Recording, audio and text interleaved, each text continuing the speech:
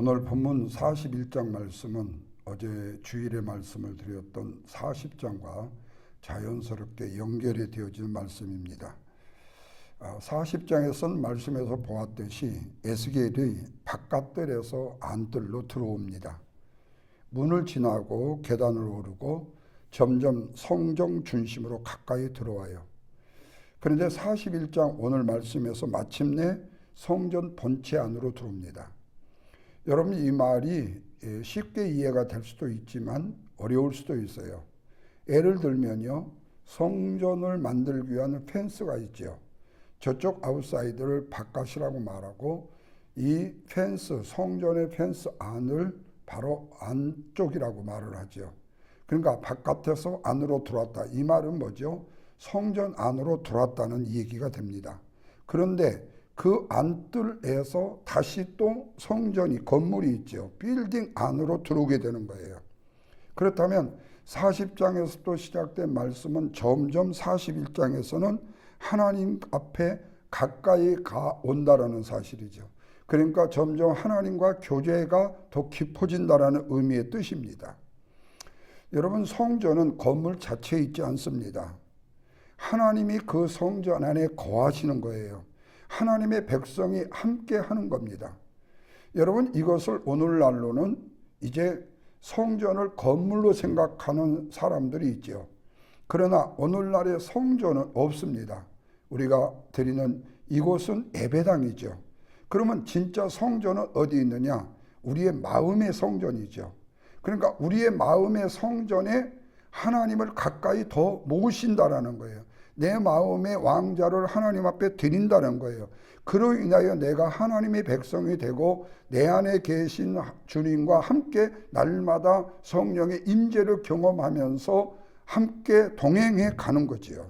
그래서 오늘 말씀의 주제는 성전이 얼마나 큰가에 있지 않고 얼마만큼 성전과 가까이 살고 있는가가 중요하다는 겁니다. 여러분이 이 주제가 왜 중요한가 하는 것은요, 일반적으로 성도들 뿐만 아니라 세상 사람들도요, 교회의 크기를 보고 성전의 크기를 보고 숫자를 보고 감동을 받고 거기에 압도가 당한다는 거예요. 그렇기 때문에 이 본질 자체를 왜곡해서는 안 된다고, 또 본질을 오해해서도 안 된다라는 말씀이죠. 자, 먼저 성전 본체는요, 오늘 우리로 하여금 하나님 앞에 가까이 나아가야 보여주는 삶의 모습이라는 겁니다. 여러분, 1절 말씀을 보면 에스겔을 인도했던 사람이 에스겔을 데리고 성전의 본체로 들어가잖아요. 자, 40장에서는 바깥들과 바깥 문을 지나서 에스겔이 이제 성전 안으로 들어가는 거 아니에요? 그런데 성전 안으로 들어가면 들어갈수록 공간은 더 거룩해지고 출입도 제한된다는 거예요. 특별히 4절 말씀에 보면 굉장히 중요한 공간이 소개되고 있는데 그가 또 내전을 측량하니 그러면서 수치가 나와요. 두께가 6척, 너비는 각기 4척, 골방은 30 등등등 나와요. 그러면서 그가 내게 이르시되 이는 지성소니라 그래요. 야, 그렇다면 지금 에스겔은요, 바깥들에서요, 안뜰에서요, 성전으로 들어와가지고 성소에서 다시 지성소까지 앞에 섰다는 거예요. 여러분, 말씀을 드렸다시피 구약의 지성소는요, 아무나 들어갈 수 있는 것이 아니에요. 대제사장만이 1년에 한 번씩 속죄의 피를 가지고 들어갈 수 있는 곳이 바로 지성소예요. 그것은 하나님의 임재를 상징한 곳이고 거룩한 장소입니다.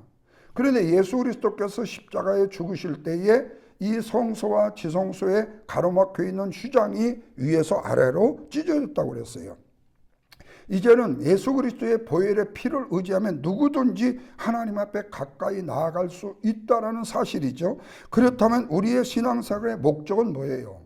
성전 뜰 안에, 성전 바깥에 머무르는 것이 아니라 오늘날로 말하면 예배를 참석하는 것으로 끝나는 것이 아니고 말씀에 듣는 것으로 끝나는 것이 아니고 봉사로 멈추는 것이 아니고 하나님 앞에 내 자신이 가까이 나아가야 된다는 거예요. 왜냐하면 누구나 오랫동안 신앙생활을 했고 직분이 있다고 해도 하나님과의 관계가 멀어질 수 있기 때문에 그렇다는 겁니다. 여러분, 우리가 오해하는 것은 신앙의 직분이 있고 신앙의 경륜이 있으면 저분은 늘 하나님과 가까이 있을 것이라고 오해하는 부분이 있어요. 물론 그렇게 가까이 있을 수도 있어요. 그러나 맨날 그럴 수는 없다라는 거예요. 그런데 우리는 그렇게 본다라는 거예요. 스스로 내 자신이 내가 그렇게 착각을 하고 있다라는 거예요. 오해를 하고 있다라는 거예요. 내가 하나님 앞에 가까이 가지 못했는데 내가 마치 교회를 출석하고 말씀을 읽고 하나님의 말씀을 듣다 보니까 내가 가까이 가 있는 걸로 착각을 하는 거예요. 오해를 하는 거예요. 그러나 내가 하나님을 아는 것과 하나님 앞에 예배하고 봉사하고 헌신하는 책임의 의무를 다하는 것과 내가 하나님 앞에 진짜로 가까이 가 있는 것과는 다르다는 거예요. 반면에 화려한 경력도 없고 처음 믿는 초신자 같아도요, 하나님의 사랑의 깊이를 알고 하나님의 말씀 앞에 내 자신을 내려놓고 살아가는 겸손한 신앙의 모습을 갖춘 성도도 있더라는 거예요.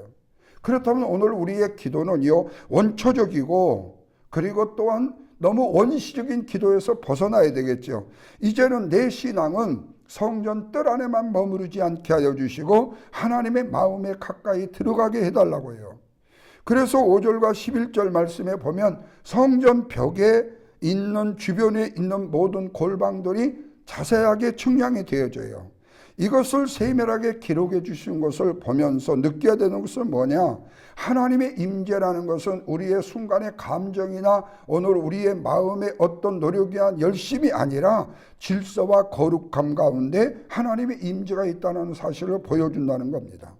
그래서 우리가 하나님 앞에 가까이 가면 갈수록 하나님의 임재를 느끼면 느낄수록 성령의 감화 감동의 삶을 살수록 우리의 삶은 정돈이 되어야 된다는 거예요. 다시 말하면 우선순위가 뭔가를 먼저 측정돼야 되고 측량이 되어야 된다는 겁니다. 우리의 말과 생각과 관계와 시간과 물질까지 하나님과의 관계 속에서 살펴야 된다는 거예요.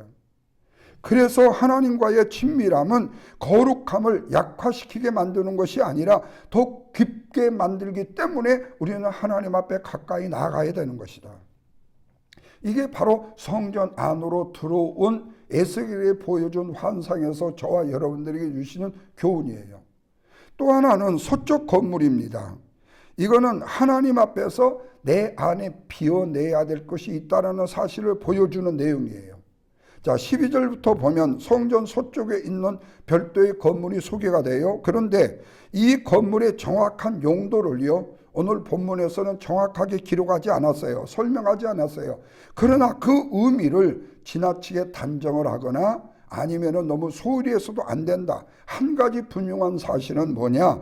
이 건물까지도 정확하게 측정이 되고 있다는 사실 자체는 바로 하나님께서 성전의 지성소, 성소 중심부뿐만 아니라 주변의 공간까지라도 모두 다 하나님의 질서 아래 놓이게 만든다라는 말씀입니다. 그러니까 오늘 우리의 신앙의 삶은 신앙인이 하나님 앞에 가까이 가면 갈수록요, 우리의 삶 자체가 질서가 있어도요. 물질을 쓰는 것도 질서가 있어요. 사람과의 관계도 질서가 있어요. 하는 일들이 질서가 있어요. 그리고 내가 살아가는 삶의 모습들이 다 질서가 있어요. 우선순위가 정해졌기 때문에 그래요. 우선순위가 정해지지 못하면요, 하루가 어떻게 돼요? 질서가 없어요. 무엇을 해야 될까 고민을 하게 돼요. 인생의 우선순위를 정하지 아니하면 우리의 인생이 엉망진창이 되어버려요. 왜? 하나님은 질서의 하나님. 그 질서를 내 마음의 성전을 주신 하나님께서 하나님과의 관계 임재를 통해서 그런 삶을 살기를 원하신다는 거예요. 이것이 바로 오늘 우리의 신앙생활에 굉장히 중요한 교훈을 줍니다. 그래서 이것은 우리가 하나님 앞에 무엇을 보여드리고 싶은 부분, 이것을 하나님 앞에 보여드리고 싶을 때가 있다네요. 예를 들자면 예배와 기도와 봉사는 하나님 앞에 드려요. 보여드리고 싶어요. 마음 깊은 곳에 욕망과 욕심과 미움은 그대로 가지고 있다라는 거예요. 여러분, 이게 바로 무질서예요. 질서가 없는 거예요. 우리가 하나님 앞에 신령과 진정으로 예배를 드리고 하나님 앞에 진정으로 기도를 드린다면, 봉사와 헌신을 하고 그리고 하나님의 영광을 위하여 일한다면 우리의 마음의 깊은 곳에서 욕심과 상처와 미움과 이런 것들은 제거해야 되잖아요. 그래서 하나님은 우리의 삶의 일부만 측량하시는 분이 아니라 우리의 마음 전체를 다 측량하시는 분이다. 사람들 이런 앞에서 보이는 부분에 대해서 단정을 많이 해요. 속사람에 대해서보다도요, 속보다도요. 그런데 하나님은요, 보이지 않는 우리의 마음의 뒤편까지를 다 측량하시는 분이시다. 그래서 하나님과의 관계가 친밀해지면 친밀해질수록 우리의 기도는 아까 원시적인 기도에서 원초적인 기도, 하나님 이것 주세요, 저것 주세요, 이렇게 주세요, 이렇게, 이게 아니라 이제는 성숙한 영적인 기도, 하나님 제 안에 하나님이 기뻐하지 아니하신 것이 무엇이 있는지를 보여주세요. 그걸 제거할 수 있는 힘을 주세요. 라고 기도가 깊어져야 된다는 거예요. 그래서 여러분, 우리가 하나님과 가까워진다라는 것은 내게 더 많은 것을 소유하고 있는 것이 아니라 때로는 더 많이 내려놓는 것을 의미한다는 겁니다. 그리고 세 번째로 성소의 내부는요, 하나님과의 생명을 나누는 교제를 보여주고 있어요.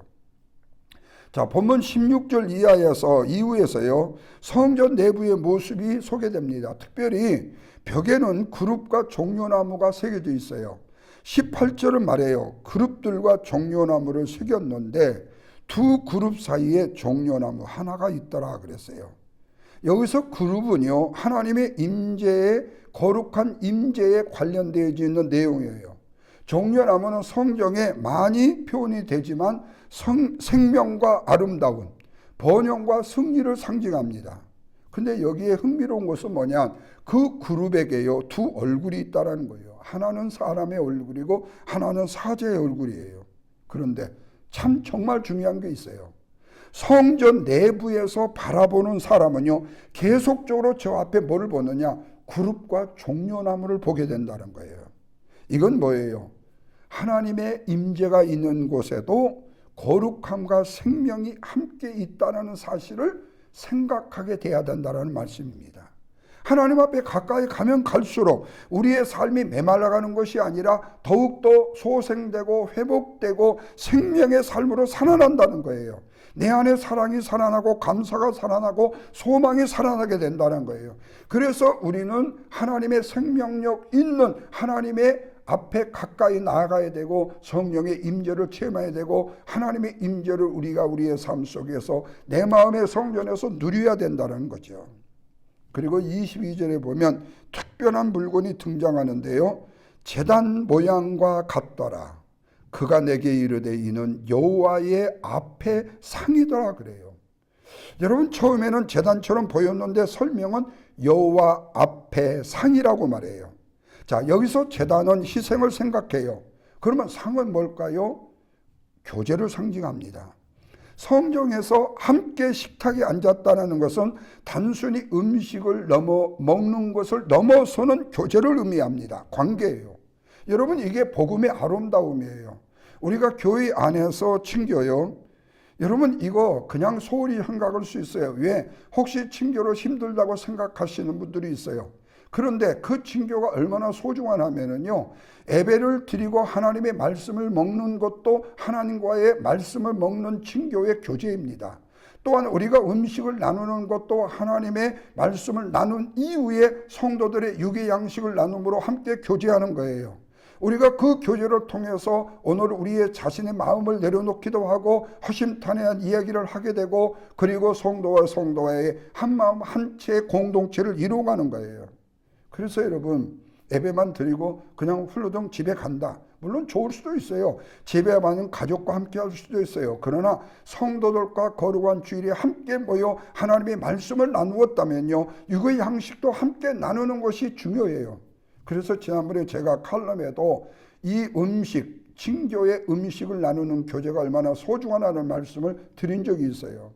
저는 그렇게 생각해요.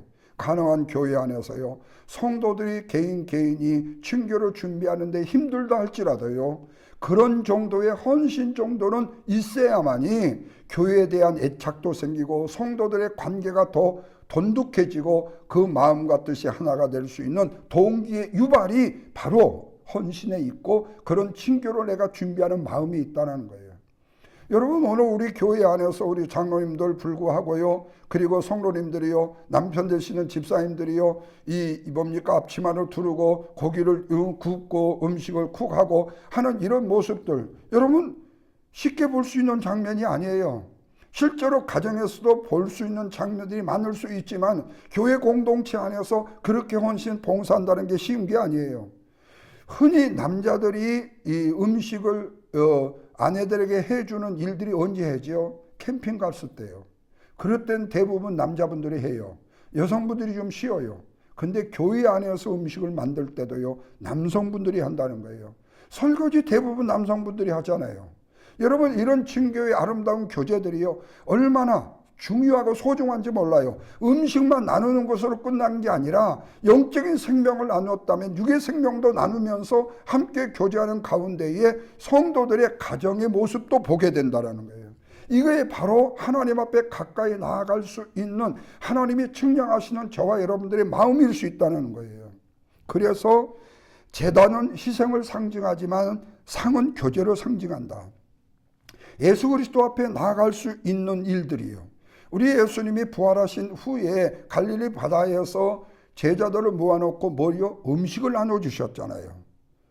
너에게 평안이 있을지어다 말씀하시고 그 다음에 바로 행하신 것이 음식을 나눠주셨어요. 그렇다면 우리가, 하나님이 우리 자신을요, 멀리에 세워주시는 게 아니고 가까이에 세워주신다는 것은 바로 식탁에 초대한다는 거예요. 그래서 여러분, 가정의 초대를 받는다는 것은요, 굉장히 중요하게 생각하잖아요. 제가 처음 미국에 왔는데 어떤 선교사님 가정에 초대를 받아갔어요. 갔더니요, 닭다리 딱 하나, 구운 거 하나 오고요, 감자 굉장히 큰 거를 금박지에 싸가지고 2개를 넣고 아스파라거스 3개를 딱 놓아요. 그러면서 그것이 식탁이래요. 처음에는 저도요, 당황했어요. 왜? 이걸 보고 초대를 해서 해주나? 제가 미국에 살면서 알아가는 것은 뭐냐면은 음식에 많고 적음의 문제가 아니라 함께 식탁을 가지며 나눌 수 있는 교제가 중요하다는 사실을 깨달았어요. 바로 예수님이 우리를 식탁에 초대하시는 거예요. 이거는 뭐예요? 신앙은 끊임없이 무언가를 바치는 것으로 끝나지 않아요. 하나님과 함께 상에 앉는 거예요. 하나님의 말씀을 듣는데도 앉는 거고, 하나님의 마음을 알아가는 것도 앉는 거고, 하나님의 사랑 안에 머무는 것도 하나님과의 교제예요. 그래서 우리의 신앙이 깊어진다는 것은 일을 많이 한다는 것만 의미하지 않고 하나님과 함께 있는 시간이 얼마나 되느냐가 중요하다는 거예요. 목회하는 목사도 마찬가지고 봉사하는 성도들도 마찬가지입니다. 하나님의 일을 위해서 열심히 일을 하기는 하는데 하나님과 함께하는 시간을 잃어버리면 안 된다는 거예요. 주님이 마르다에게 말씀하잖아요. 너무 분주해요, 마르다는요. 마리아는 하나님의 말씀을 듣기로 힘써요. 마르다가 음식도 준비하고 청소도 하고 그릇도 닦고 막 예수님이 오신다게 흥분이 되었어. 그때 예수님이 그래요. 한 가지만이라도 족하니라. 주님을 위하는 일도 중요하지만 주님과의 관계가 더 중요하다는 사실도 말씀해요. 사랑하는 성도 여러분, 이제 말씀을 맺겠습니다. 에스겔서 40장에서 우리는 바깥들에서 안뜰러 왔어요. 41장에서는 마침내 성전 본체와 성전 내부를 바라봐요. 이런 일련의 모든 과정들 가운데서 하나님께서 우리에게, 저와 여러분에게 묻는 질문 하나가 있습니다. 너는 지금 하나님과 얼마나 가까이 살아가고 있느냐고요. 그래서 우리가 신앙생활을 오래 했느냐보다 중요한 것은 하나님과 지금 얼마나 가까이 와 있느냐가 중요하다는 거예요. 예배를 얼마나 많이 드렸냐보다 중요한 것은 하나님의 마음을 얼마나 네가 알고 가지고 있느냐가 중요하다는 거예요. 기도를 얼마나 오래 했느냐가 중요한 것이 아니라 너의 뜻을 내려놓고 하나님의 뜻에 얼마나 가까이 가 있느냐가 중요하다는 거예요. 그렇다면 오늘 새벽 하나님께서 우리를 한 걸음 한 걸음 더 깊은 곳으로 부르시고 계심을 믿어야 되죠. 그래서 우리는 뜰에서 성소로 와야 되고 성소에서 지성소를 향해서, 예를 들면 종교적인 습관에서 하나님의 친밀한 교제의 관계로 나아가야 된다는 말씀입니다. 사랑하는 여러분, 우리는 하나님을 위해서 열심히 일하는 사람이면 틀림이 없어요. 그러나 이 일을 뛰어넘어야 됩니다. 그것이 뭐죠? 하나님과 함께 걷는 삶을 살아가는 거예요. 하나님과 한 식탁에 앉아 함께 말씀을 나누고 음식을 나누고 하나님의 믿음의 공동체로서의 내 자신의 애환을 함께 나누는 삶이어야 돼요. 하나님께 우리가 무엇을 받는 것보다 중요한 것은 하나님이 기뻐하시는 뜻이 무엇인가를 우리가 묻는 것이고, 하나님과 함께 있는 것이 얼마나 소중한 것인가를 느끼는 거예요. 바로 이게 하나님과의 친밀한 교제예요.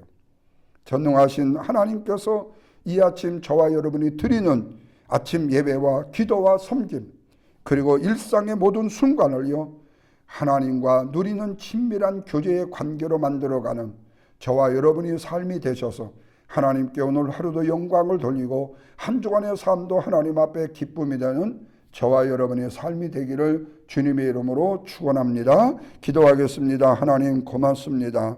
오늘 우리의 신앙이 성전 뜰에만 머무르지 않게 하옵소서. 주님의 마음에 가까이 가게 하여 주옵소서. 안뜰로도 충분하지 않습니다. 성소로도 충분하지 않습니다. 지성소에도 충분하지 않습니다. 하나님 앞에 함께 가까이 나아가야 되고 하나님과 함께 걸어야 되고 하나님과 함께 교제해야 됩니다. 오늘 우리 안에 주님보다 앞세웠던 것 내려놓게 하시고 예수 그리스도의 은혜로 하나님과 더욱더 깊은 교제의 시간을 누리게 하여 주옵소서. 우리의 예배와 우리의 기도와 섬김의 의무가 아니라 주님과 함께 기뻐하는 삶이 되게 하시고 오늘 또 주님의 임재 가운데 거룩하고 아름다운 삶을 살아가게 하여 주옵소서. 여러 가지 어려운 문제를 놓고 중부어 기도하며 주 앞에 엎드린 사랑하는 성도들, 육체적인 질고의 회복을 위하여 하나님 앞에 구하는 영혼들, 육체적인 질고 때문에 고민하고 번민하고 아파하는 사랑하는 성도들, 무엇보다도 바라옵고 나옵기는 그들의 마음속에 하나님의 임재가 있게 하시고 하나님과 함께 걷게 하시고 하나님과 함께 교제하게 하시고 그로 인하여 그 모든 문제를 해결받는 믿음의 거룩한 하나님의 백성들이 되게 하여 주옵소서. 세워주시 우리 재단에 속한 모든 성도들의 가정 일터 사업장 스라의 자녀들 안전하게 지켜주시고 하나님의 보호 아래 하나님과 동행하는 삶을 살아가는 모든 성도들 가정 되게 하여 주옵소서. 이제 새학기가 되어 학교 돌아가는 살아어린 자녀들이 있습니다. 하나님께서 사랑하는 좋은 친구, 좋은 선생님, 좋은 환경 속에서 공부하도록 도와주시고 믿음을 잃지 않게 하시고 세상을 바라보지 않게 하시고 주님 바라보는 믿음의 자녀들 되게 하여 주옵소서. 예수님의 거룩하신 이름으로 기도하옵나이다. 아멘.